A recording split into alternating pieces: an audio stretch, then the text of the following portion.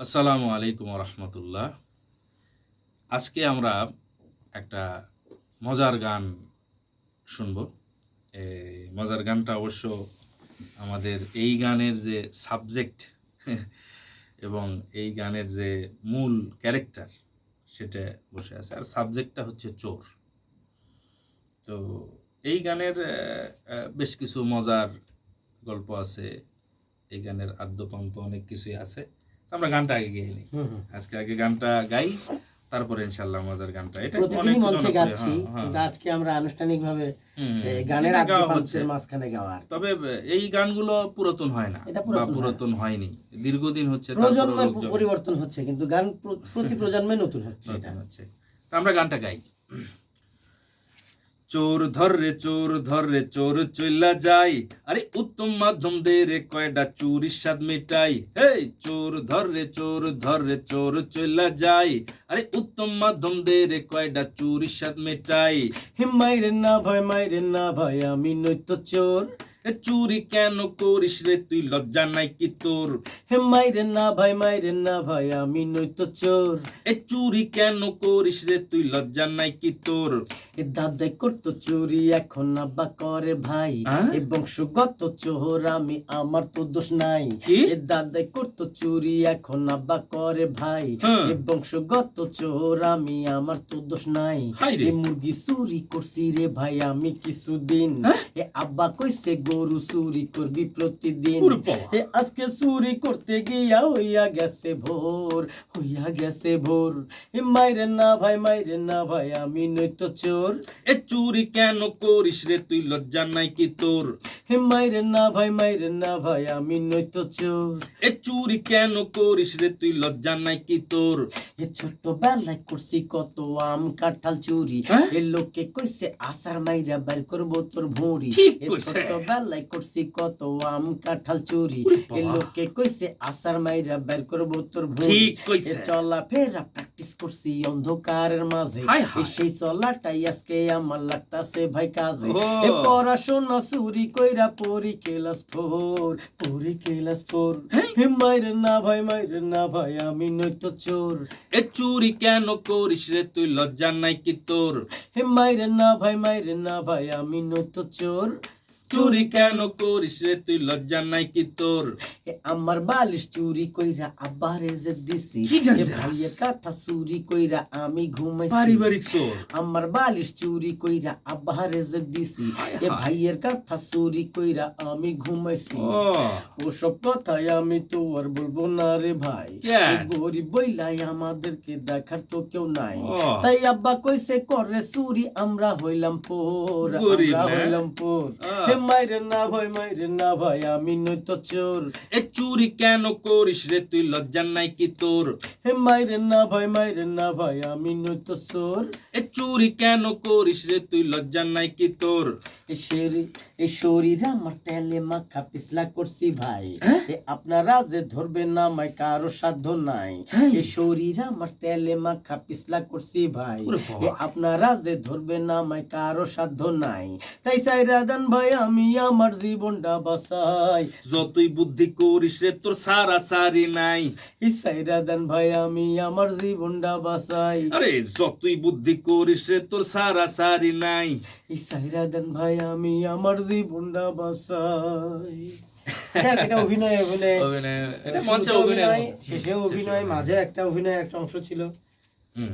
এই গানটা মোটামুটি ধরো যে লেখা আসলে তোমার চেহারা কেন্দ্র করেই, যে হ্যাঁ একে দিয়েই ধাঁচের এই যে অন্ধকারের মাঝে চলা, পারিবারিক প্র্যাকটিস। তা মানুষ আসলে চুরি যেটা করে বিভিন্ন চোর বিভিন্ন ধাঁচের, তখন আমাদের মনে হলো যে সাধারণত আমরা বিভিন্ন বিষয় নিয়ে লিখি, যে বিষয়গুলো মানুষ খুব মজা পায়, তার মধ্যে অন্যতম একটা চোর। আমরা ঠসা বোবা বা আনুষঙ্গিক বিভিন্ন কিছু নিয়ে লিখি, অনুষঙ্গ নিয়ে লিখি, সেগুলো দেখা যায় যে মানুষ একটু খায়, হাসে, মজা পায়। কিন্তু চোরের এই বিষয়টা আমার কাছে মনে হলো যে হ্যাঁ এটা একটা সার্বজনীন। এই গানের আরেকটা বিষয় একটু যোগ করি, যাতে মাইরেন না ভাই, মাইরেন না ভাই, আমি নয়তো চোর। হুম, কিন্তু বর্ণনা কিন্তু দেওয়া হচ্ছে পুরো আমি যে এইভাবে চুরি করছি, বংশগত চোর, দাদা করতো, বাপ করতো, হুম। কিন্তু আমি নয়তো চোর। এই দ্বারা একটা প্রকাশ পায়, সেটা হচ্ছে যে চোর কখনো নিজেকে চোর কয় না। না এটাই মানে বাস্তবতা যে এখানেই তো স্ববিরোধী কথা। হ্যাঁ বলছি ভাই মারেন না, আমি কিন্তু চোর না।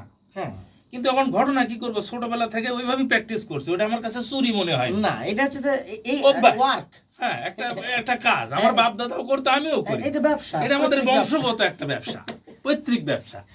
তো এই ধাঁচেরই লেখা, কিন্তু বলতেছে যে ভাই আমি চোর না, কিন্তু আমার বংশতে এটা হয়ে আসছে, হ্যাঁ তো এটা আমার অভ্যাস হয়ে গেছে, সুতরাং এটা আমি ছাড়তে পারবো না। এটাকে আপনারা চুরি বলতেছেন কেন? আমার ফ্যামিলি তো এটা চুরি কয় না। না, আর এবং শেষেও কিন্তু আমরা অভিনয় দেখাই দিছে যে নাকে খত দেওয়ার সময় আবার দেখে যে এই পোটলাটা কিছু একটা পাইলো, ওটা এটা নিয়ে নিয়ে দৌড়। এটাই শেষ চুরি বলে একটা মানে ফিনিশিং। এই জীবনে ভালো হবে না। ভালো হবে না। ভালো হবে না। তো এই গানটা সবচেয়ে বেশি বিভিন্ন মঞ্চে তো হয়ই, বা এখনো হচ্ছে আলহামদুলিল্লাহ, অনেকেই প্রতিদিনই গাচ্ছে। হচ্ছে, আমি গতকালকেও করলাম, তার আগের বিভিন্ন দিনও গোষ্ঠী করলাম। বিভিন্ন ভাইয়েরা গাচ্ছেন আলহামদুলিল্লাহ। তো আমার লেখা শুরু করার সময়টাতেই তোমরা উপস্থিত ছিলা একদম, আমরা এটাতে, তখন এবং আমাদের তখন কর্মশালা চলছিল আমি 3 দিন ব্যাপী। ম্যাক্সিমাম গান লেখার ক্ষেত্রে দেখা যাচ্ছে যে স্পটে অনেক সময় সবার সামনে বসে বসে লিখে হয়তো একটু একটু করে দিচ্ছে, আর সুর হয়ে যাচ্ছে, বা সুর দিয়ে দিচ্ছে, একটু প্র্যাকটিস হচ্ছে, এদিকে লেখা হচ্ছে, এরকমই হয়। তো এই গানটা সবচেয়ে বেশি যেটাই হয়েছিল সেটা হচ্ছে পল্টন ময়দানের সদস্য সম্মেলনে, হ্যাঁ হ্যাঁ, 2003 অথবা 4 মনে হয়। 3 সালের আপনার 31 ডিসেম্বর, 4 সালের হচ্ছে যে 1 জানুয়ারি। যাই হোক, এই দুইবারে ওই চোরের গানটা সদস্য সম্মেলনে এটা তো মোটামুটি না, একটা এটা কিন্তু hit প্রথম গান। না। এই যে বললাম না 2002 সালে যে আমরা শিশু কিশোর উৎসব করছিলাম, হ্যাঁ হ্যাঁ হ্যাঁ। আপনার ওই যে বগুড়া শিল্পকলা একাডেমি জেলখানার পাশে, এখন তো চলে গেছে আপনার ফুলবাড়িতে। তো এই জেলখানার পাশে যে ছোট ছিল জায়গাটা, দর্শক মানে ধরতো না।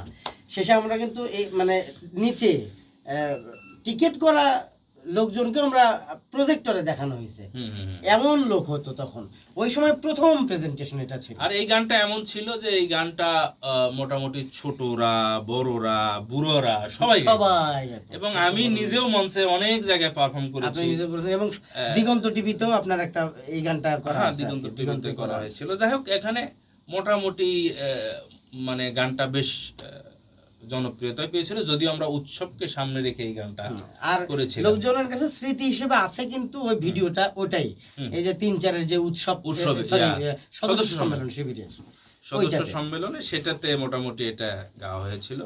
এই গানটাতে তোমার সাথে তো স্বপন মাস্ট বি ছিল, আরো যারা ছিল আর কি, অনেকে ওই সময় মামুন। শিশু বিভাগের যতগুলো আমরা প্রায় 25 জন যখন আমরা ছিলাম ওই রকম, নাজিব সহ আর অনেকে ছিল। মামুন ছিল, মামুন ছিল, বেলাল থেকে শুরু করে আশিক, নাহিদ, শামিম, মানিক, ইলিয়াস, এরা সেই সময়ে তো মানে শিশু বিভাগের জনপ্রিয় শিল্পী এরা।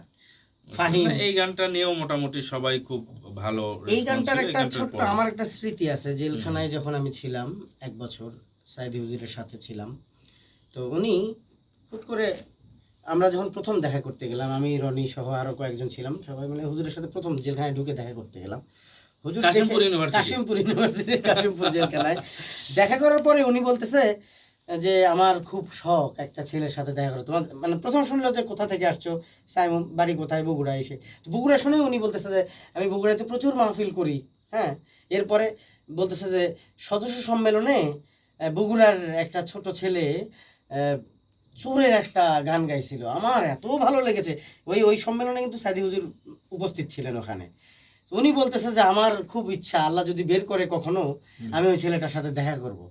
তো রনি, আব্দুল কাদের, জাবির সহ সবাই বলতেছে হুজুর যার কথা বলছেন সে আপনার সাথে দেখা করতে আসছে, এই সব কি করতেছে। উনি আমাকে জড়ায় ধরে দীর্ঘক্ষণ বুকের সাথে আটকে রাখলো, এবং তারপর থেকে উনি জেল কর্তৃপক্ষের সাথে কথা বলে পাশ করায় নিল যে প্রতিদিন যেন সকালবেলা করে আমি ওনার হাত ধরে হাঁটাই, আর প্রথমে আগে এই গানটা শোনাই, প্রতিদিন এই গানটা শোনাই। এই গানটা দিয়ে ওনার হাঁটা শুরু হয়। একটু মজা আছে তো ভেতরে প্রচন্ড। এবং প্রতিদিন উনি আমাকে বিষয় দিয়ে দিত যে তুমি আজকে এই বিষয় নিয়ে লিখবা, আজকে এই বিষয় নিয়ে লিখবা। যেখানে আমার প্রায় 56টা গান লেখা ওই সময়, সবগুলোর বিষয় হুজুর দিয়ে দিত। পরের দিন আবার শুনতো কি লিখছো একটু শোনাও। তো এটা খুব ভালো লাগে যে প্রতিদিনই একটা গান উনিও মানে বেরোস হতো না, আমিও বলেই যাইতাম প্রতিদিন এই গানটা। রনি ধরতো আমার সাথে যাক, মোটামুটি এই গানের আদ্যপান্ত আমরা জানলাম। আরো লেখার সময় কত ধাঁচের অন্তমিল করতে পারিনি, এইটা করে আরো এরপরে কি আনবো, নানান ধরনের ক্রাইটেরিয়া ক্রাইসিস বিভিন্ন কিছু এটার দিয়েছে। আরেকটা ইয়ে মনে আছে নাকি আপনার আবার ভাই? কিছু খুলনার চেঞ্জ কথা, হয়েছে। খুলনা আমাদেরকে নিয়ে গেছিলেন, আমি তখন ছোট্ট, ওখানে আপনারা একটু তাড়াহুড়া করে আগেই ঢুকে গেছেন, তো গেটে আমাকে দিছে আটকায়, চেহারা স্রোত মোটামুটি আটকায় দেওয়ার মতোই। টিকিট করে প্রোগ্রাম, টিকিটে নাম দেওয়া, তখন তো আর ছবি টবি ব্যবহার হতো না। শফিক, এরপর তখন মুজাহিদ ভাইয়া ছিল, তা আপনারা আগেই চলে গেছেন, আমি ওই যে জুতা পড়তে দেরি হয়ে গেছে, আমার গেটে আটকে দিয়েছে, এদিকে নাম ঘোষণা হয়ে গেছে, আপনি খোঁজাখুঁজি করতেছেন কি ব্যাপার, চোরের গানের জনগণ রেডি, চোর নাই।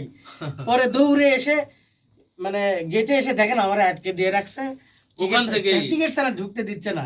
পরে ওখান থেকেই যখন শুনছে যে এটাই শফিক, তখন ওরাও একটু লজ্জা পাইছে, এবং ওখান থেকে কোনো প্রকার ড্রেস চেঞ্জ না, ওখান থেকেই সরাসরি মঞ্চে দৌড়, মানে লোকজনের মাঝখান দিয়ে, এবং দুইবার গাওয়া লাগছে, শুরুতে একবার, আবার শেষেও এই গানটা গাওয়া হয়েছিল। এই ধরনের অসংখ্য স্মৃতি, আমার মনে হয় শুধু আমাদের না, এই গান যারা গায় তাদের সাথে সংশ্লিষ্ট অসংখ্য স্মৃতি এই গানের সাথে জড়িয়ে আছে। আল্লাহ মানে রহম করুক, সবাই ভালো গাক, লোকজন এটার জন্য মানে মনে মনে খুশি হয় বা আনন্দ পায় একটুর জন্য। এটুকুই, সবাইকে অসংখ্য ধন্যবাদ। আসসালামু আলাইকুম।